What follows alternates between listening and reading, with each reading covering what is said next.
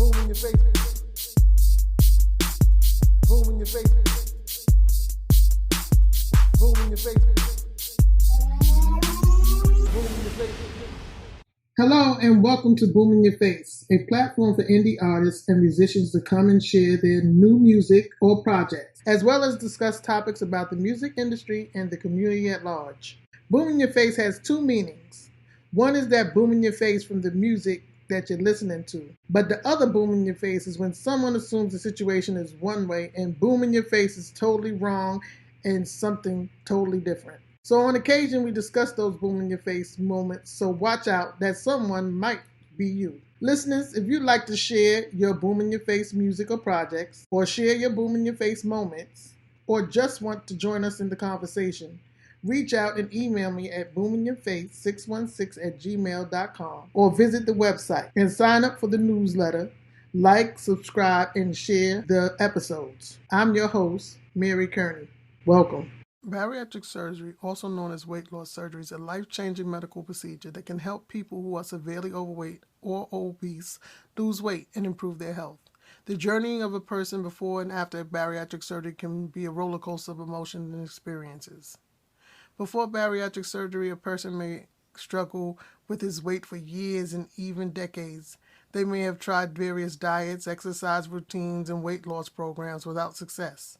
They may have experienced numerous health problems related to his weight, such as high blood pressure, diabetes, joint pain, and sleep apnea. They may have felt ashamed, self-conscious, and isolated due to their weight, and may have avoided social situations or activities that they would normally enjoy. The decision to undergo bariatric surgery is not an easy one, as it involves significant risks and lifestyle changes. However, many people who have undergone the procedure have reported significant improvements in their health, self-esteem, and overall quality of life. Before the surgery, a person will typically undergo a thorough medical evaluation to determine if they are a good candidate for the procedure. They may also be required to make certain lifestyle changes, such as quitting smoking or losing some weight before the surgery. The surgery itself can be a major procedure and may involve several different techniques, such as gastric bypass, sleeve gastrotomy, or adjustable gastric banding. Recovery from the surgery can be challenging and may involve a strict diet and exercise regime, as well as follow-up appointments with the surgical team.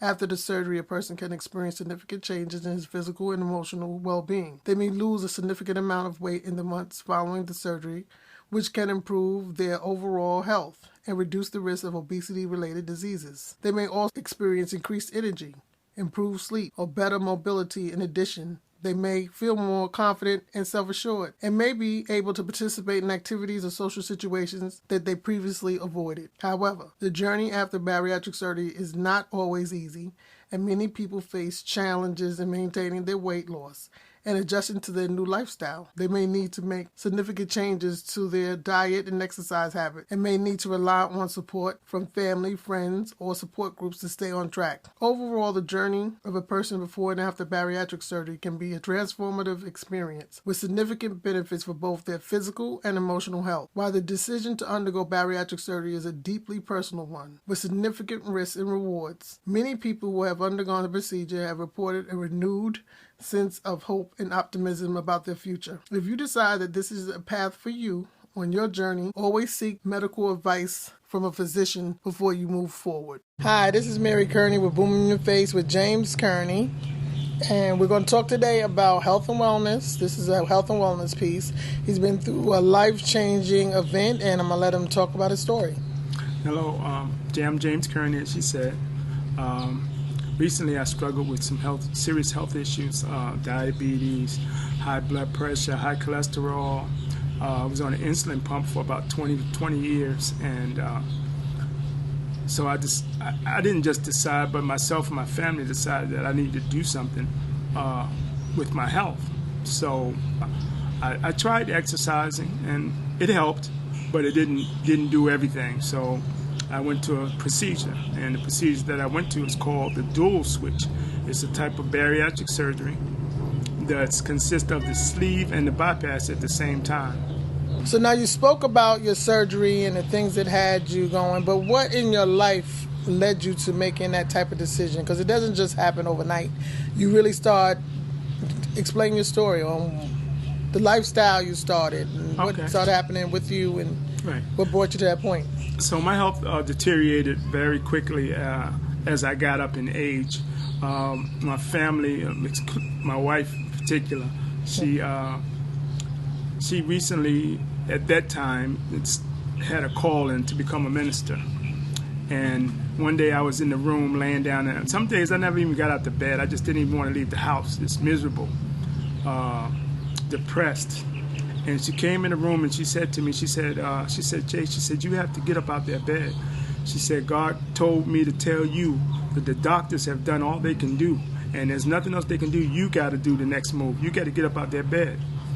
And that did something to me. It did something to my heart and to my spirit. It motivated me to get moving. But as I walked every day at the weight of almost 400 pounds, I think it contributed to another injury with my back, and there was a setback. And they always say the devil is busy, so when you're trying to do something positive, there's always something to come up that will let you down or make you think that you need to stop. So it upset me, and I was depressed because I had to go through a serious back surgery. And after I got through with this back surgery, I knew there was nothing I couldn't do anymore that I needed to do for myself. So I looked into bariatric surgery, which I had looked into it years ago, but I was a little frightened to do it. But what took me over was my son. My oldest son came to me and he said, Dad, I'm currently ready to have a family yet, but I'm concerned because when I'm ready to have a family, I want my kids to experience their grandfather because you're a great dad. And it touched my heart. My wife, along with my oldest son, really was the deciding factor on my surgery. So the process was lengthy. It was a 9-month process before I could even get scheduled for the operation. Well, what kind of mental state was you going through as a transition? Because just like you said, it was a hard process to even have the concept of, but what was you going through mentally? Mentally at that time, I was already going through depression, so it didn't really affect me at that time. The preparation didn't. However, mental health did play a big role in it after I had the surgery.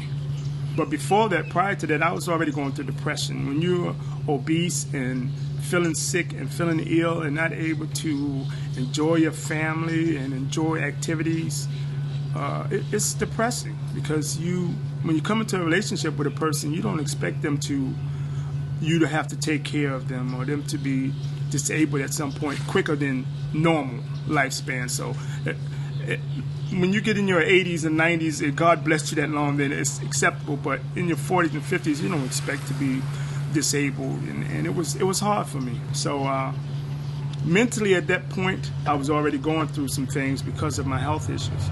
Now, fast forward. I was tough all the way until they scheduled my surgery, because at this time I had lost 30 pounds and I was feeling good. And I said, hey, maybe I don't need this surgery. I said, wait a minute, I might not want to do this surgery. So I was having second thoughts. But the only thing that bothered me at that time, my diabetes was still bad, and I still had that insulin pump on, pumping all day long. I had sensors going off all night. I had a loud CPAP machine on every night, and I know that affected my wife, and it affected me. So I know it affected her. So because of that, I decided to just put my fears aside and go with it, scared and all, and I did it. So when you first got released from the hospital, we'll even back up further than that. When you first woke up from surgery, what was that initial feeling like? I was happy that I did the surgery, but I was concerned because you don't know. Anytime you go through a surgery like that, for one, you can die from it. Any surgery that's serious, you can die from. You can die from almost anything, but for a fact that there's been casualties from this type of surgery. So when I woke up, that's the first thing was on my mind. Was I going to make it? Thank God I'm awake, but am I going to make it? So. Okay. I just wanted my family there. I just wanted to see them. I wanted the comfort of them, letting them to tell me that you did the right thing. It's okay. You're gonna be all right, and that was important to me at that time. Okay, so now the process, because the surgery was the main part, but there's a process after that Was you ready for what was to come, or? I had no idea what to expect, and I know a lot of people won't have an idea what to expect, but it was more than I thought. So, whew, where do I start? Okay, first of all, when I was in the hospital, let me go back there. When I was in the hospital, this is when my first mental health breakdown started after surgery, and when I was trying to recover in the hospital to come home. Turned the TV on, and all I saw were food commercials. Food commercials. Marketing for you. Burger King, McDonald's, you name it. Every food you wanted was up there, and I loved to eat. And I was so depressed. My stomach was growling. I wanted to eat. I felt like I could eat a cow at that time, and I was sick to my stomach. Mentally, that's where the mental breakdown started there. So when I got home, yes, it got better because I was around my family, around my loved ones. My wife took very good care of me. She made me warm broth, and she just showed me some love along with my rest of my family. So it helped a lot. But mentally, if you're not ready for it, you really need to research, because it's a lot with your mental health if you after you have the surgery. Just smelling foods, because you changed your habits and because you had a surgery doesn't mean everyone in your home is going to change their habits. Right. So they're not going to curb their cooking, and you smell that food and it drives you insane. Sometimes it makes you even sick because you know you can't eat it, and it just turns your whole appetite. It's a lot. But if I had to answer a question, if I would do it again, my only regrets today is that I didn't do it sooner. Okay, that sounds sensible. And why do you say that's your regret that you didn't do it sooner? Why? Because I missed out on a lot of fun. And what I mean by that is, my family, we're big road runners. We go all over the place, all over the country. We go travel everywhere. And so when I was somewhat healthy and I was able to enjoy it, we go running, we'll go to Mexico, we'll go here, we go to California. It was nothing to us. I used to love taking a long road drive. It was nothing like it until diabetes hit. And when diabetes hit, you can't see at nighttime. It's just almost impossible. So I didn't want to drive anymore because I felt it was dangerous. So I missed out on a lot of family stuff, but I also enjoyed the working field. I was in a field that I really loved doing, and if I had have had this surgery earlier, I probably would have been far ahead in that career, or even in my personal businesses. Well, okay. You're trying to shy away from it, but he was a sergeant in law enforcement, so you was doing public service. You was one of the first responders, right? Yes, I was one of the first responders. I actually was working for a county that they gave out special awards, firearm awards, and to my knowledge, there hadn't been an African American to win this award ever. For record. For record. For fact, right. He was the first African American to be a marksman and win that award. That's right, and several times. And that's right. And don't be so humble. Not only did I do it once, but I said to myself, if somebody beat me, they're going to have to shoot 100 plus one. And they couldn't do it. And so, but I did make them stop giving the award out, because after I got the award about 4 or 5 times, they didn't even give the award anymore. They used to give a big celebration and have a bunch of people come in the room and dress you with an award. After I won it about four times in a row, they said I'd just give them a certificate and let it go. And that was that. Changing history for things. Yes. So now getting back to what you was talking about with mental health, because that's important, because you were saying that to read and do a lot of research, but even more than doing a lot of research, you would need really someone, a counselor, a professional, to really talk with you, because they do assign that as a part of your process, is it not? Absolutely. In the beginning, you have one of the requirements is that you see a psychologist, and if you don't do that, they won't even let you get to surgery. First of all, the surgery is serious, and they have to clear you competent in order to do it, along with a bunch of other tests, cardio, pulmonary, a lot of different things. They really, if you go to the right bariatric clinic, and I advise you all to research. Just don't go to a place and say, oh, they do bariatrics. Research it. Research their history. All medical, you should. Research their casualties, because this is very important. They took good care of me, and they made sure that I was well prepared for their parts. Now, the recovery parts, they did not prepare me for this. And I don't think anybody can unless they've been through the operation themselves. And what part did they prepare you for? Whew. Well, where do I start? For one, your digestive change. Okay. And what I mean by that is, once you have that bypass, the food no longer stays in your small intestines. That's where most of the fine digestions go. And your food processes in your small intestines. Well, since I had the bypass, it goes straight to my large intestines and then out. And because of that, the foulest smell you ever want to smell comes out of you that you won't even believe. If you had smell-o-vision, you would leave right now. You would never believe it. And it's unreal. But the gas, the bloating, and I've recently found something out about that. I'll talk about that later. But that's one part. The other part is you have to do exercise with this surgery. Well, they teach you need to walk, but you need to do more than just walk because everybody don't have thousands of dollars to have skin surgeries and all that stuff. So I advise you to get into some kind of weight training or weight toning to tighten your skin up and feel that when that fat comes out, it's going to leave sagging skin. So you want to be able to feel that sagging skin so it don't sag. So you need to fill it with muscles, even if it's toning or building. It's going to be very hard to build muscles now because your food doesn't digest the same and you don't get all the nutrients from the foods you eat. So let's slow. Because you're talking about how you're not going to get the nutrients. Now, it's all different types of different kind of surgeries. Right. The kind that you had has that side effect, which is what? What kind It's called the dual switch. So they call it the dual switch for short. And that is two surgeries in one. It's the sleeve, where they remove 90% of your stomach and leave a small portion left.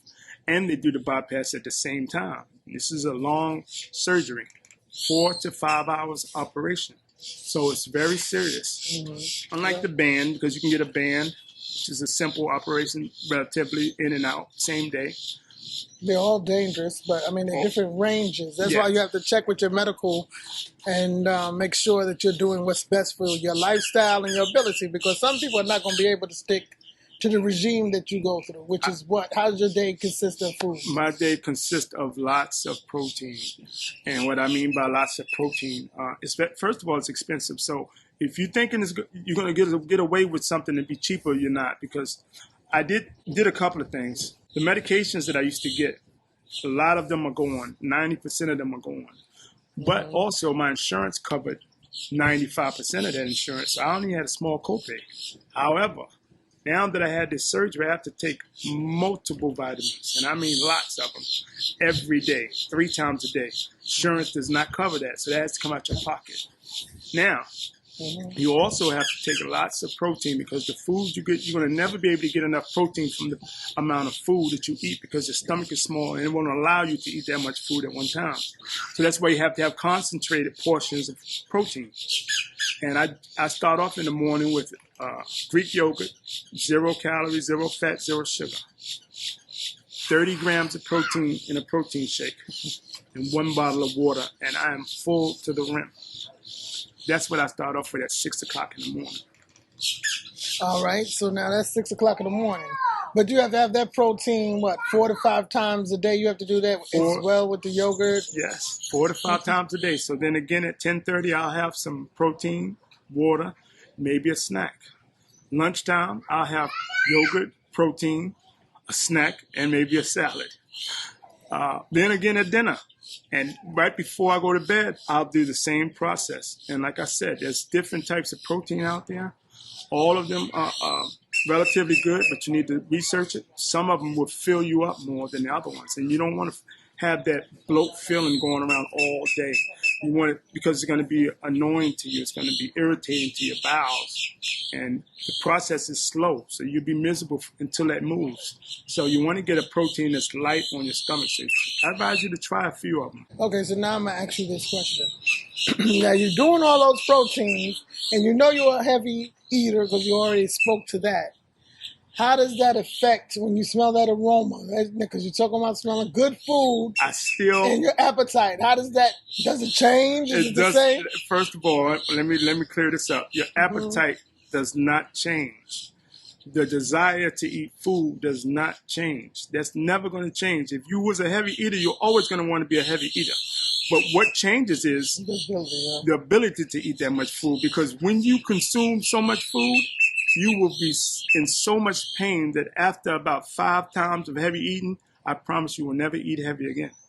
But what I do is I may eat 5 small times a day or 6 times, because which is already recommended as a daily diet for anyone. But go ahead. That's right. So I may have 6 small meals to satisfy my desire to eat, because I can't eat a large portion at one time. So I have to wait until it goes down, and then I'm still hungry. And actually, they say that surgery helps your stomach to think that you're full and that you won't have this appetite, but that's not true. My stomach still says you want to eat. You're hungry. Because of that, I keep myself moving. I keep myself busy. I stay motivated from sun up to sundown. I try not to even look at my bed. I don't even want to get in it because I have plenty of time to sleep. I've been sleeping for the last 30 years. I'm good. If it's not nighttime, I don't even want to lay down. So I want to stay moving because I know I still love to eat. We're getting invaded by a flock of birds, people. They they feel the energy of love. And so they're coming around here and they follow me like Dr. Doolittle. But go ahead. And so your appetite is going to always be there, but your desire is going to always be there. Try to make healthier choices. And whatever you do, stay busy. Now, you spoke about all these things, and now I know for a fact one thing that motivated you to get your story out was what did you do so that you could reach everyone in your own personal spaces to be able to understand his full story? I actually inspired to write a book, and my wife actually inspired me. She's a very ongoing person. She loves getting into everything, doing everything, and dibbles and dabbles and everything. There's nothing she can't do. So if she tell you her whole full list, you'll say it's not true. But I promise you it is true. So she inspired me to write a book, and I wrote a book currently called Bariatric Surgery and Spirituality. Okay. And to give more details about why I named it that is because, first of all, the bariatric surgery, but the spirituality is very important. And I'll tell you why. You're gonna always want God in your life. And no matter what kind of religion you have, we all know that there is a higher being. And even though I had a great relationship with him, when I had the surgery and before I had the surgery, my faith was renewed. And I leaned on him a little bit more, and I asked him for things. I prayed for things for me and for my family. And I can tell you today that my prayers were answered. So I know God loves me. And one thing I prayed for is to not ever have this insulin going through my body again. Well, at that point, my A1C was 9.6. And that's with insulin. Today, not even a year later, my A1C is 4.6, and I haven't been on any insulin since my surgery. So I know God exists. God's blessings. God has blessed me, and He's also taken away the high cholesterol.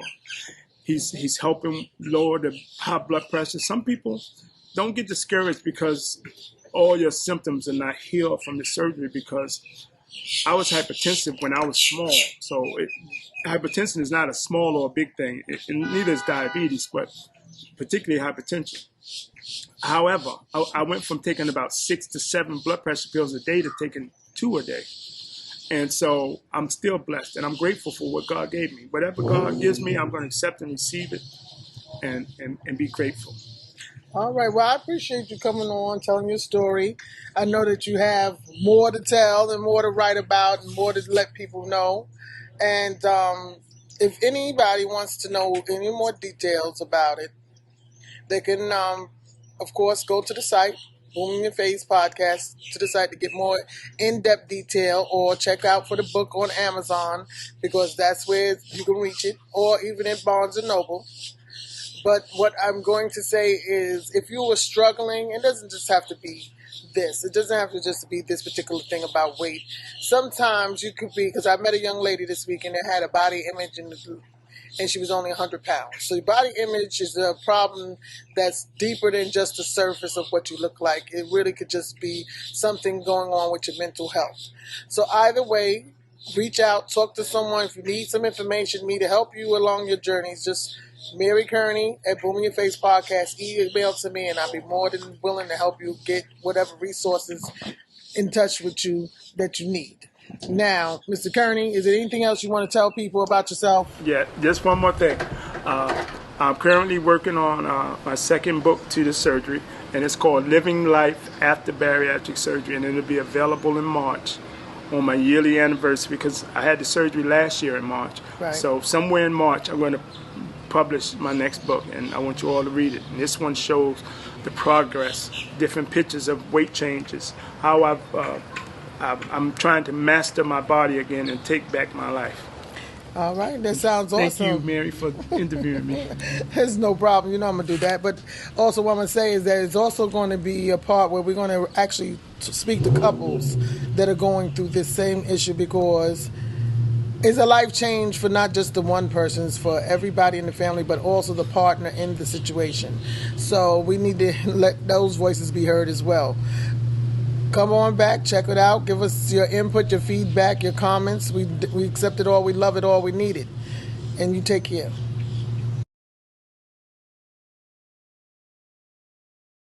Listeners, I want to thank you again for joining me for another episode of Booming Your Face. Please remember to support the podcast on the website. As a reminder, if you'd like to share your Booming Your Face music, or share your Booming Your Face moments, or just want to join in the conversation, reach out and email me at boomingyourface616@gmail.com, or visit the website and sign up for the newsletter and share your stories. I'm your host, Mary Kearney. Be blessed. Booming your face. Booming your face. Booming your face.